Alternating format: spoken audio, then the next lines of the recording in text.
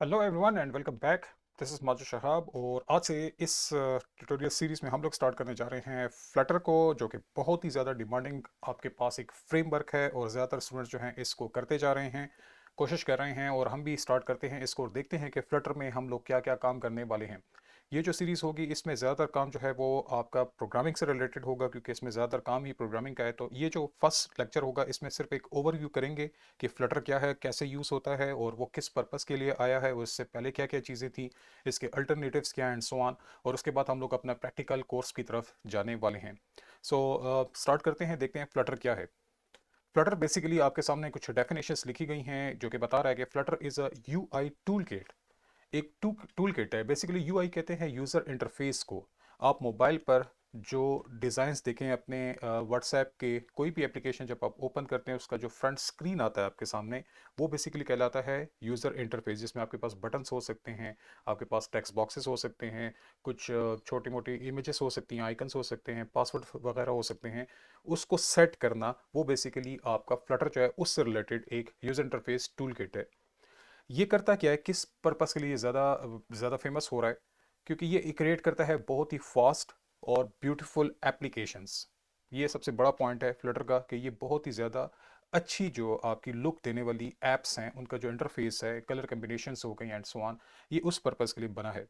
लेकिन इसमें एक बहुत बड़ी बात है, और वो ये है कि ये सिर्फ आपकी मोबाइल ऐप्स को सपोर्ट नहीं करता, इसके अलावा ये आपके लिए सपोर्ट करता है वेब बेस को और डेस्कटॉप को भी। यानी फ्लटर के थ्रू आप लोग मोबाइल के ऊपर भी काम कर सकते हैं, वेब के ऊपर भी काम कर सकते हैं, और इसका आउटपुट आप लोग डेस्कटॉप पर भी दे सकते हैं in the form of software, क्योंकि डेस्कटॉप पे बेसिकली सॉफ्टवेयर ही चलते हैं। फ्लटर का एक सबसे बड़ा पॉइंट जो मुझे अच्छा लगा है वो ये है कि फ्लटर में आप लोगों के पास सिर्फ एक ही प्रोग्रामिंग लैंग्वेज है जो आपके लिए सारा काम करने वाली है। अब इसका क्या मतलब है वो मैं आपको थोड़ी देर में बताता हूँ, और वो मैं अभी बता देता हूँ। हम जाते हैं एमएस पेंट में, और यहाँ पे मैं आपको क्लियर करता हूँ कि क्या है इस पर्पज़। अगर आप एक एंड्रॉयड डेवलपर हैं बेसिकली, जिसमें आप लोग ऐप्स बनाते हैं, तो उसके दो मॉड्यूल्स होते हैं। एक मॉड्यूल होता है एक्सएमएल का। एक्सएमएल कहते हैं एक्सटेंसिव मार्कअप लैंग्वेज को, एक्सएमएल। इसमें क्या होता है, इसमें हम लोग अपने इस ऐप का डिज़ाइन क्रिएट करते हैं। फॉर एग्जांपल मुझे एक बटन चाहिए, मुझे एक टेक्स्ट बॉक्स चाहिए एंड सो ऑन, इमेज वगैरह एंड सो ऑन। तो इसके लिए मुझे एक लैंग्वेज सीखनी पड़ती है जो है एक्सटेंसिव मार्कअप लैंग्वेज, जो कि हमारे लिए एक डिज़ाइन क्रिएट करेगी। इस डिज़ाइन को फिर हम लोग प्रैक्टिकल बनाने के लिए, यानी इस बटन के ऊपर जो मैंने बनाया है इसके ऊपर काम करने के लिए, जैसे यूज़र क्लिक करे और ये कुछ एक्शन परफॉर्म करे, उसके लिए हम लोग यूज़ करते हैं एक और लैंग्वेज जिसका नाम है जावा। ठीक है। सो अगर आप लोग डिज़ाइन क्रिएट कर लेते हैं यूजिंग एक्सएमएल, और उस डिज़ाइन के ऊपर जो काम परफॉर्म करना है, यानी बटन के ऊपर क्लिक करना, चेकिंग करना, जो भी लॉजिक आप डेवलप करना चाहते हैं, उसके लिए आपको सीखनी पड़ती है जावा। तो यहाँ पे अगर आप देखें तो यहाँ पे दो लैंग्वेजेस हैं, एक एक्सएमएल और एक जावा। आपको ये दोनों करनी पड़ती हैं। फ्लटर का क्या फ़ायदा है? फ्लटर का फ़ायदा ये है कि इसमें आपको ना जावा करने की ज़रूरत है ना ही एक्सएमएल। इसमें सिर्फ अपनी एक ही लैंग्वेज है जिसके थ्रू आप लोग ये सारा काम करेंगे। यानी आप डिज़ाइंस पे भी जाएंगे, और आप लोग उस डिज़ाइन के पीछे जो लॉजिक चलती है वो भी आप लोग एक ही लैंग्वेज के थ्रू करने वाले हैं। ओके, ये गया हमारा फ्लटर। सो ये आपसे कह रहा है कि Flutter apps uses a programming language, और उस प्रोग्रामिंग लैंग्वेज का नाम है डार्ट, जिसके ऊपर मैंने ज़्यादा फोकस करना है आपके लिए, क्योंकि यही सारा चलेगा आगे। For creating an app, the Dart programming shares several same features as other programming languages. इसका एक और फ़ायदा है डार्ट का कि ये बहुत ही इजी लैंग्वेज है, और इस इजी होने का रीज़न ये है कि ये बहुत सी लैंग्वेजेस जो आपने अक्सर पढ़ी होंगी, like Java, C sharp, C plus plus, may be JavaScript and so on Java, ये उनको उनकी तरह की ही लैंग्वेज है बिल्कुल। आप कह सकते हैं कि उनको देख के बनाई गई है। फॉर एग्जांपल, इसमें बहुत से फीचर्स ऐसे हैं जो बिल्कुल प्रीवियस लैंग्वेजेस की तरह ही हैं। सो अगर आप थोड़ा सा भी बैकग्राउंड रखते हैं प्रोग्रामिंग का, तो ये आपको बहुत ज़्यादा आसान लगेगी। वही मेथड्स हैं, वही फंक्शंस वगैरह, सब कुछ मैं आपको करवाता जाऊंगा आगे। फ्लटर का एक और फ़ायदा कि Flutter is an free and open source framework. यानी फ्री है और आप इसको किसी भी प्लेटफॉर्म पे रन कर सकते हैं for developing mobile application, specially for mobile applications. Cross platform का मतलब ये है कि हम एक दफ़ा कोड लिखेंगे, और वो कोड जो है हम लोग iOS पे, यानी एप्पल वाले पे मोबाइल्स जो हैं, या एंड्रॉयड पे अगर आप चलाना चाहें, या इवन कि आप इसको डेस्कटॉप पे चलाना चाहें, किसी प्लेटफॉर्म पे भी आप रन करना चाहें, आप इसको रन कर सकते हैं। सो यहाँ लिखा गया है, this feature allow Flutter to write the code once and maintain and can run on different platforms. करता क्या है, it save lots of time, efforts and money for the developers. So एक दफ़ा आपने कोड लिख लिया, तो ये आपको फ़ायदा देगा कि आप इस कोड को किसी भी प्लेटफॉर्म पे रन कर सकते हैं। नेक्स्ट देखते हैं। नेक्स्ट हमारे पास हॉट रीलोड फीचर।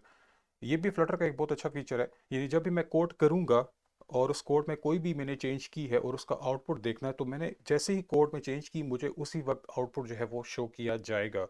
ये नहीं है कि एंड्रॉयड की तरह कि मैं बैठ के वेट करूंगा कि वो फिर से रीलोड करेगा और उसमें टाइम वेस्ट होता है। अगर आप एंड्रॉयड डेवलपर हैं या उस बैकग्राउंड से, तो आपको आइडिया होगा। यहाँ पे ये काम नहीं है। वेरी क्विकली आपको आउटपुट में जो भी आपने अपने कोड में चेंज की है वो आपको शो कर देगा वेरी क्विकली। मैं आपको थोड़ा सा बताता हूँ कि फ्लटर कैसे काम करेगा।